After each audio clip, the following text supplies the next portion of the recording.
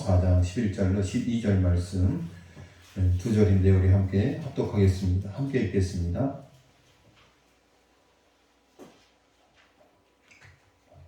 함께 읽겠습니다. 시작.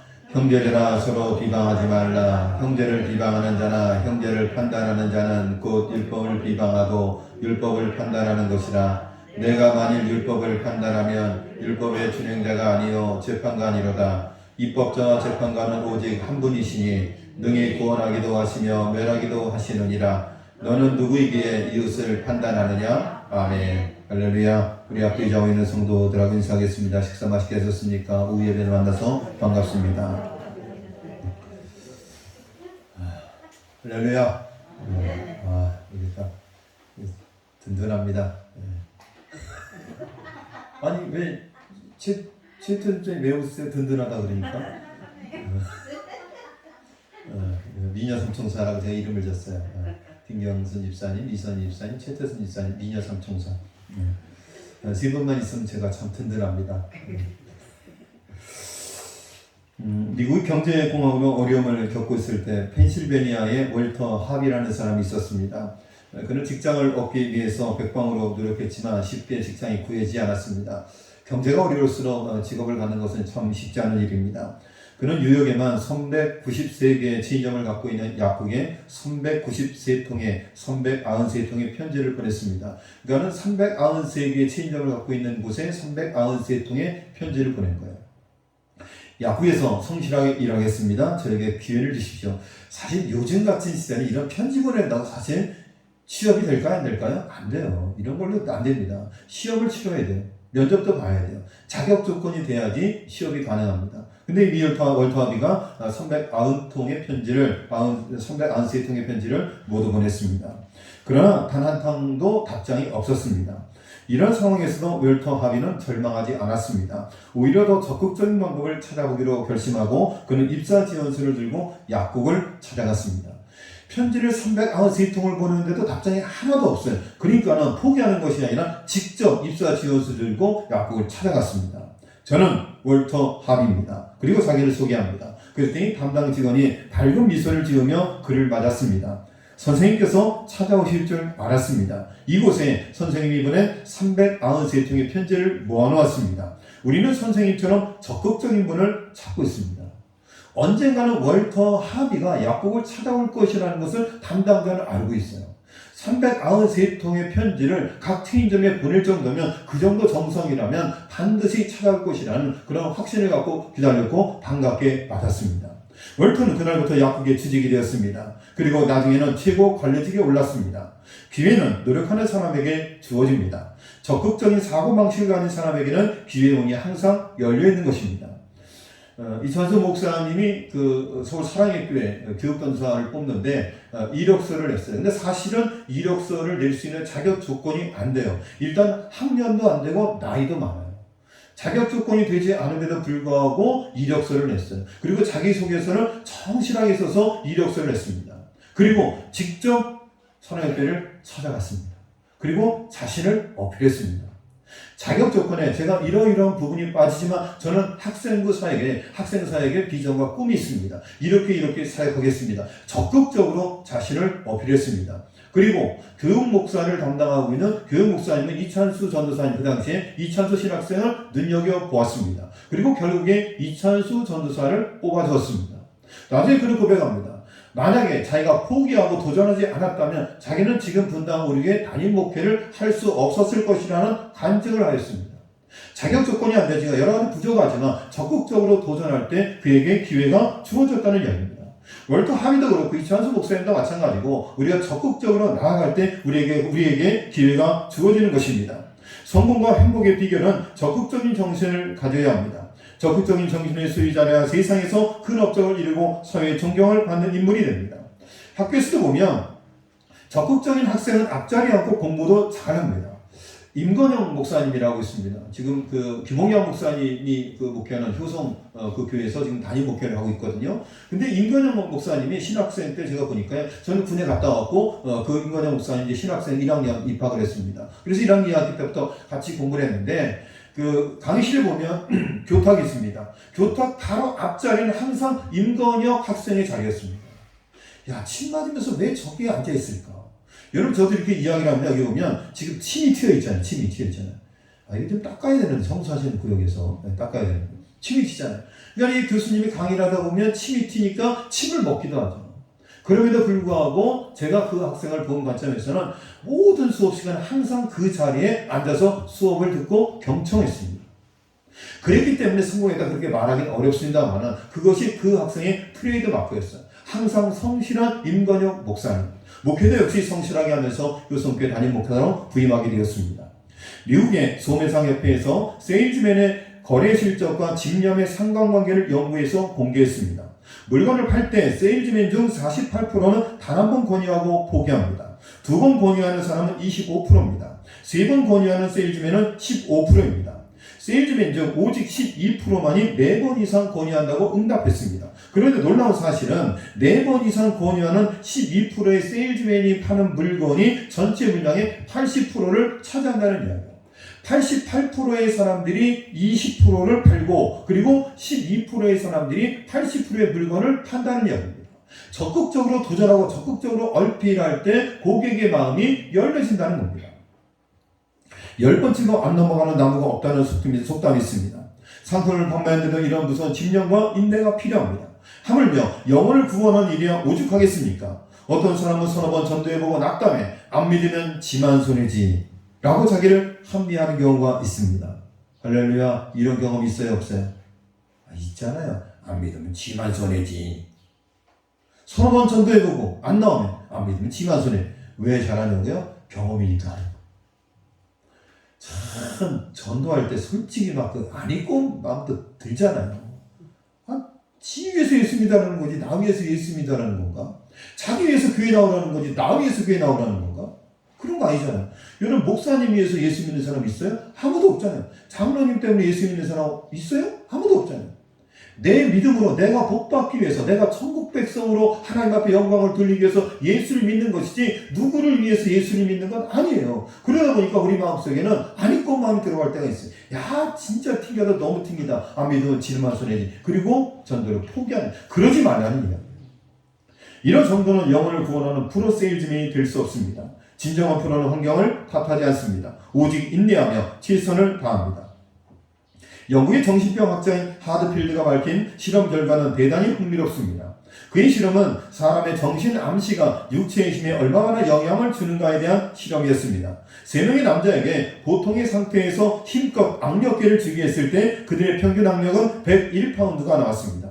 그리고 그들에게 당신은 참으로 약하다고 암시를 준 후에 다시 악력계를 쥐게 했습니다. 그랬더니 겨우 29파운드로 보통 힘의 3분의 1 이하로 떨어졌다는 이야기입니다. 그러니까 나는 강하다, 나는 힘이 있다. 이런 암시를 가지고 잴 때와 보통 상태로 잴 때와 나는 약하다는 상태로 쟀을 때 악력계의 수치는 달라졌다는 얘기예요. 그냥 아무 의식하지 않고 평범하게 되었을 때 101파운드. 나는 약하다는 암시를 가지고 되었을 때 3분의 1, 29파운드. 나는 강하다는 암시를 가지고 되었을 때 142파운드. 이렇게 결과가 달라질 수 있다는 얘기예요. 우리의 신체 능력도 내가 어떠한 마음을 갖고 있느냐에 따라서 달라질 수 있다라는 얘기예요. 정신이 육체를 지배할 수 있을까요? 여러분 어떻습니까? 정신이 육체를 지배할 수 있어요. 강철부대를 보면서 저는 그걸 느꼈어요. 저도 군생활하면서 그걸 느꼈어요. 아마 우리 장로님 공감이 가실 거예요. 여러분 신앙생활도요. 여러분들의 믿음이 환경을 극복할 수 있어요. 여러분들의 믿음이 육체의 한계도 뛰어넘을 수 있어요. 내가 새벽 예배 나가야 되겠다. 내가 예배만큼 철저하게 지켜야 되겠다. 주일은 내가 거룩하게 지켜야 되겠다. 여러분 이런 믿음과 강한 의지를 가지고 하나님 앞에 믿음으로 기도하면 모든 환경을 이기고 극복할 수 있어요. 내가 생명 걸고 새벽제단 지킨다. 내가 생명 걸고 공예배를 지킨다. 내가 생명 걸고 구역예배는 안 빠진다. 여러분 그렇게 결심하고 결단하고 마음으로 다짐하고 하나님 앞에 의지를 구하면 하나님께서 힘과 능력 주셔서 능히 감당할 수 있다는 이야기예요. 우리 어르신들도 마찬가지예요. 여러분 100세 인생이라고 하잖아요. 내 나이가 어때서 오늘이 가장 좋은 날. 묻지 마세요. 내 나이를 묻지 마세요. 왜 나이를 물어? 오늘이 가장 좋은 날인데. 하루하루 늘 행복하고 건강하게 살아갈 수 있기를 간절히 소망합니다. 난 욕한다, 난 약하다, 난 못한다는 마음으로 포기하려는 유혹만큼 우리를 쉽게 쓰러뜨리는 것도 없습니다. 자신의 생각을 난 강하다, 난 해낼 수 있다 마음으로 바꾸기만 한다면 포기해버릴 때보다 5배는 나아질 것입니다. 우리 모든 믿음의 식구들이 이런 입술의 고백 가운데 긍정적이고 적극적인 믿음의 고백을 통해서 하나님의 놀라운 은혜를 통하여 여러분의 삶이 더욱더 윤택하고 건강한 삶이 될 수 있기를 간절히 축원합니다. 제가 하는 걸 한번 따라해 보시죠. 비비불불 용감 미인 대칭하라. 자, 한번 따라하겠습니다. 비비불불 용감 미인 대칭하라. 비비불불 용감 미인 대칭하라. 이게 처음에 읽지 않는데요. 비비불불 용감 미인 대칭하라. 네, 제가 영상을 촬영하고 있는데요. 한번 기회가 안 나시면 한번 설교 다시 유튜브로 들어보시기 바랍니다. 비비불불 용감 미인 대칭하라. 이게 무슨 말이냐면 비판하지 말라. 앞에 첫 번째 B예요. 비난하지 말라. 불평하지 말라. 불만 갖지 말라. 용서하라. 감사하라. 얼굴에는 미소가, 만나면은 인사가, 인사 속엔 대화가, 대화 속엔 칭찬이 넘치게 하라. 앞글자를 따서 비비불불 용감 미인 대칭하라. 할렐루야. 한번 따라하겠습니다. 비비불불 용감 미인 대칭하라. 비비불불 용감 미인 대칭하라. 마스크를 뒤집어 쓰고 있으니까 누가 하는지 알 수가 있어야지. 누가 하고 누가 못하는지 알 수가 있어야지. 하여튼 소리를 들어보니까 다 하긴 한 것 같아요. 네. 비비불불 용감 미인 대칭하라. 앞에 비는 뭐예요? 비판하지 말라. 비난하지 말라. 불평하지 말라. 너 불만 갖지 말라. 그 다음에 용서하라. 감사하라. 얼굴에는 미소가. 그리고 인사 속엔 대화가. 대화 속엔 칭찬이. 비비불불 용감 미인 대칭하라. 이 앞글자를 따서 군 부대에 이걸 붙여놨어요. 각 부대에 붙여놨어요. 각 소대마다 붙여놨습니다. 부산 해운대 육군 제53사단 신병교육대장 준장 집사님이 모든 부대에 비비불불 용감 미인 대칭하라. 그리고 그 의미를 새겨 놓았겠죠. 뭐 비난하지 마라, 불판하지 마라, 불평하지 말라, 불만 갖지 말라, 만나면 미소가, 칭찬하라, 뭐 이런 내용들을 적어서 비비불불 용감 미인 대칭하라 붙여놨습니다. 그리고 병사들에게 아버지에게 감사 편지를 의무적으로 쓰게 했습니다. 부자 간의 화해가 일어났고 용서가 일어났습니다. 그리고 1년에 그 부대에 놀라운 변화가 일어났습니다. 총기 사고, 폭력 사고가 단 한 건도 일어나지 않았습니다.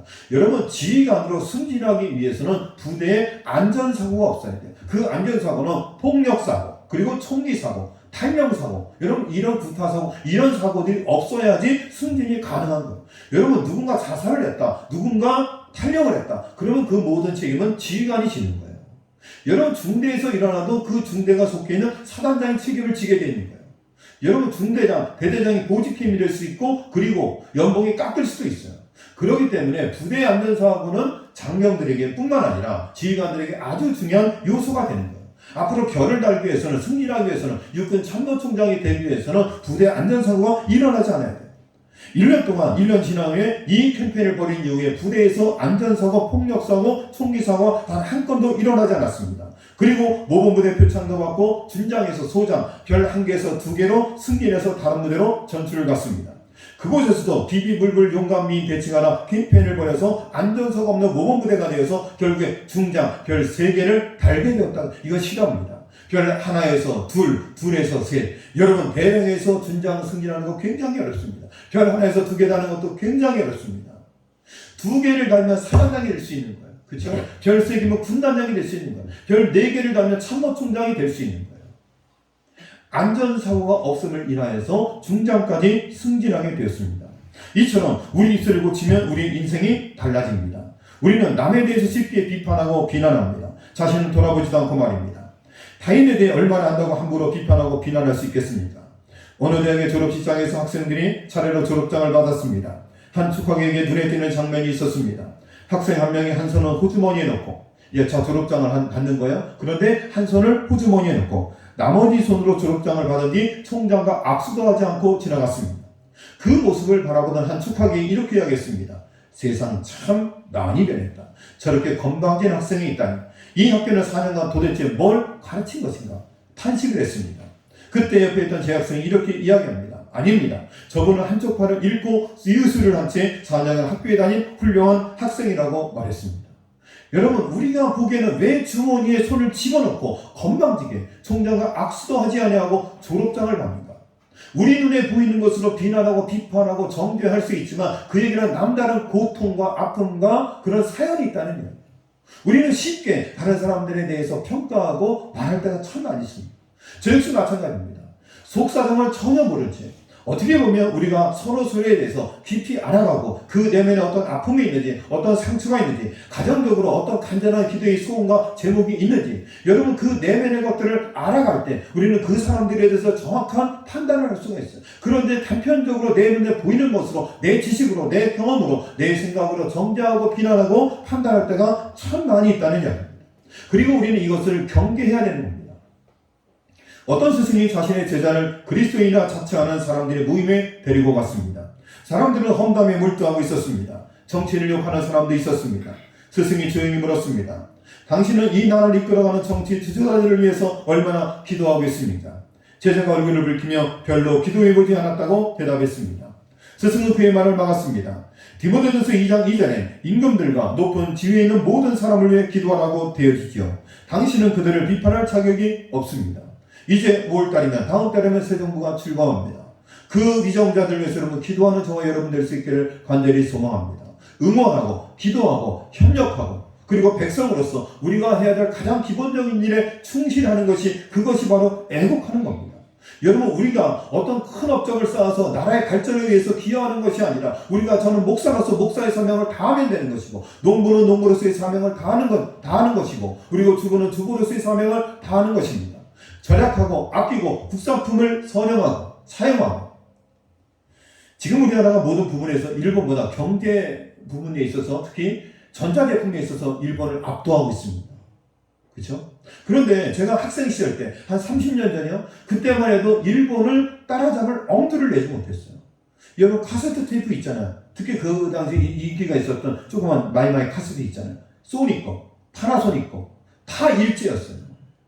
참 그거 하고 있는 친구가 너무너무 부러웠어요. 음질도 좋고 그 다음에 CD 플레이어 우리나라 것들은 한참 뒤에 나왔고 모든 면에서 일본 제품보다 뒤떨어졌어요. 우리나라가 외국과 경제 무역을 하잖아요. 우리가 러시아를 적극적으로 우크라이나를 적극적으로 돕지 못하는 정치적인 이해관계가 있는 거예요. 우리가 러시아하고 얽혀있는 그런 부분들이 있거든요. 그래서 인도주의적인 측면에서 방탄조끼라든지 이런 구호품들은 의료품들을 보내줄 수 있어요. 그러나 살상무기는 지금 돕지 못하는 그런 상황 가운데 있습니다. 우리가 살기 위해서는 우리가 팔기 위해서는 받아야 되는 것도 있는 거예요. 수입품목 중에서 꼭 반드시 받아야 되는 것들도 있는 거예요. 그런데 그 당시 일본은 수상이 그렇게 이야기했어요. 제발 외국 물품 좀 사달라고 써달라고. 그 정도로 일본 사람들이 자국 제품에 대한 자부심과 그런 애국심이 대단했다는 거예요. 위정자들을 위해서 여러분 기도하시기 바랍니다. 최근보다 이 나라 이민족을 위해서 위정자들을 위해서 여러분 기도하시기 바랍니다. 우리 현도면 면장님을 위해서 우리 마을 이장님을 위해서 여러분 기도해 줄 수 있기를 바랍니다. 예수님 산상순에서 비판을 받지 아니하거든 비판하지 말라. 어찌하여 형제의 눈 속에 있는 티를 보고 내 눈 속에 있는 들보는 깨닫지 못하느냐. 오늘도 비비불불 용감민 배치하라. 여러분 그것을 한번 실천해 볼 수 있기를 바랍니다. 여러분의 입술의 고백이 여러분의 인생을 다르게 만들 수 있습니다. 우리 모든 시동교회 성도들의 입술의 고백이 아름다운 신앙의 열매로 맺어질 수 있기를 주님의 이름으로 간절히 축원드립니다. 사랑과 은혜가 많으신 하나님 아버지, 비판, 비난, 불평, 불만, 사람들을 정죄하고 비난하는 것, 다른 사람들 용서하고 그리고 그들을 칭찬하는 그런 입술의 고백이 넘쳐나는 우리 시동교회 모든 성도들의 삶이 될 수 있도록 인도하여 주시옵소서. 하나님 입술을 축복하여 주시옵소서. 우리 입술의 고백이 덕이 되게 하시고 은혜가 넘칠 수 있도록 주님 역사하여 주시옵소서. 부정적인 고백들을 다 제거하여 주시고 긍정적인 고백이 넘쳐나며 그 고백 그대로 이루어지는 축복이 우리 모든 성도들에게 임할 수 있도록 인도하여 주옵소서. 이 모든 말씀 예수님의 이름으로 기도드렸습니다. 아멘.